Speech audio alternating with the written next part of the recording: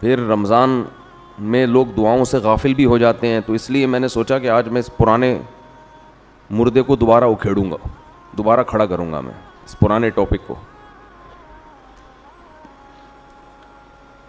تو زیادہ زور دعاؤں کے بجائے کس پر ہے؟ وظیفوں پہ. نظر آتے ہیں لوگ، کوئی فجر کے بعد بیٹھے ہوئے اللہ اللہ کر رہے، آدمی کہتا ہے یار ماشاءاللہ ابھی قیامت قریب نہیں ہے. اتنے نیک لوگ دنیا میں ہیں جو اللہ کو راضی کرنے کے لیے اللہ کا نام لیتے ہیں.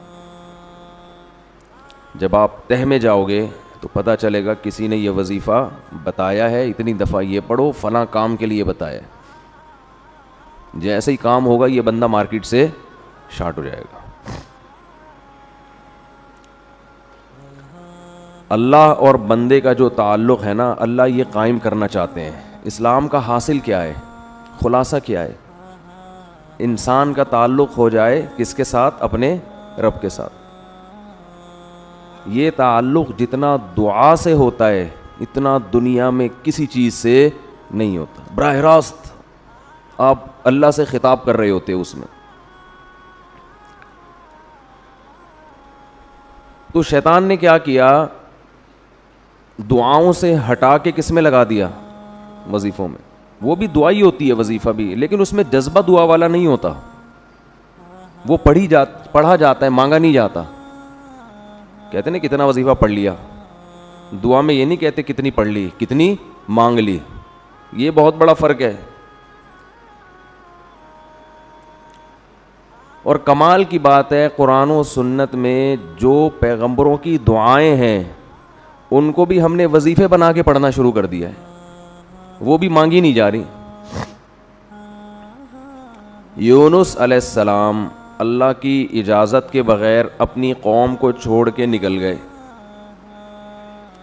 اللہ کی طرف سے آپ کو تنبیہ ہوئی، سمندر میں ڈالے گئے، مچھلی نے آپ کو نگل لیا. تو اب وہاں یونس علیہ السلام نے مچھلی کے پیٹ میں بیٹھ کر لا الہ الا انت سبحانک انی کنت من الظالمین یہ دعا مانگی تھی، جس کے یہ الفاظ تھے. یہ دعا تھی، اے اللہ تیرے سوا کوئی عبادت کے لائق نہیں ہے، سبحانک تو ہر عیب سے پاک ہے. کیا مطلب؟ میرے ساتھ جو یہ کچھ ہو رہا ہے یہ تیرا قصور نہیں ہے، کیونکہ تو ہر عیب سے پاک. یہ تو نے غلط نہیں کیا. انی کنت من الظالمین، میں ہی کیا ہوں؟ میں ہی غلط ہوں، مجھ سے ہی غلطی ہوئی ہے. تو یہ الفاظ میں کیا کہنا چاہ رہے ہیں کہ میری غلطی کو معاف کر دے. یعنی بزبان حال یہ میسج تھا نا، یہ چھپی ہوئی دعا ہے اس کے اندر کہ اے اللہ تو ہر عیب سے پاک ہے، تو نے ظلم نہیں کیا، غلطی کس کی ہے؟ میری ہے. میں اپنی غلطی کا اعتراف کرتا ہوں. کیا مطلب؟ مجھے اس مصیبت سے نکال دے. فاستجبنا له فاستجاب له فنجیناہ من الغم، ہم نے دعا کو قبول کیا اور ان کو اس غم سے نکالا ہے ہم نے. ہونا یہ چاہیے کہ ہمیں جب کوئی غم ہو تو ہم بھی یہ دعا مانگیں جو یونس علیہ السلام نے مانگی تھی. اے اللہ یہ جو مجھ پر مصیبت آئی ہے تیرا قصور نہیں ہے، میں خطاوار ہوں. یہی دعا پڑھنی چاہیے نا، مانگنی چاہیے. اب دیکھو میرے منہ سے بھی پڑھ نہیں نکل رہا ہے،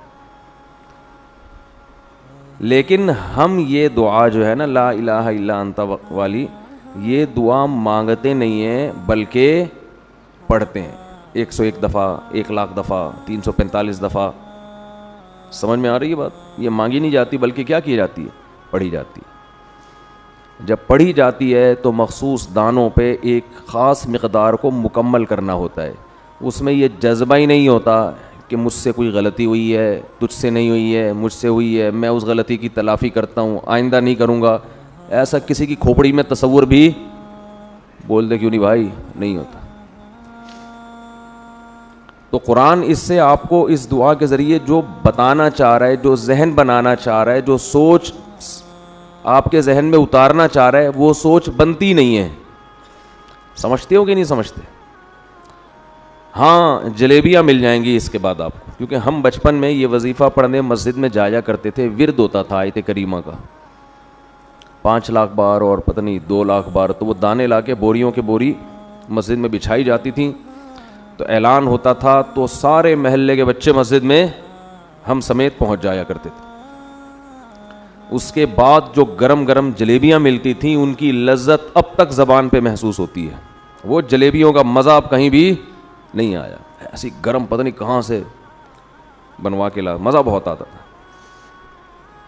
جلیبی اگر گرم گرم ہو نا تو اس کا اپنا ہی مزہ ہے، کھا لیا کریں کبھی اپنے خرچے پہ۔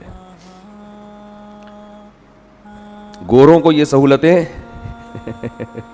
ان کو کیا پتا یار دودھ جلیبی کیا ہوتی ہے، جلیبی کیا، تو پیزا بس برگر 2-4 چیزیں ہی ہیں کھانے کے۔ جو چٹخارے ہندوستانیوں نے لیے ہیں نا، ہندوستانی اور پاکستانی، یہ چٹخارے آپ کو دنیا میں کہیں نظر نہیں آئیں گے، اور اب گورے بھی انہی کھانوں کے عادی ہو رہے ہیں۔ جب سے پاکستانی لوگ دنیا میں گئے ہیں نا، انڈین پاکستانی، تو گوروں کو بھی انہوں نے انہی چٹخاروں کا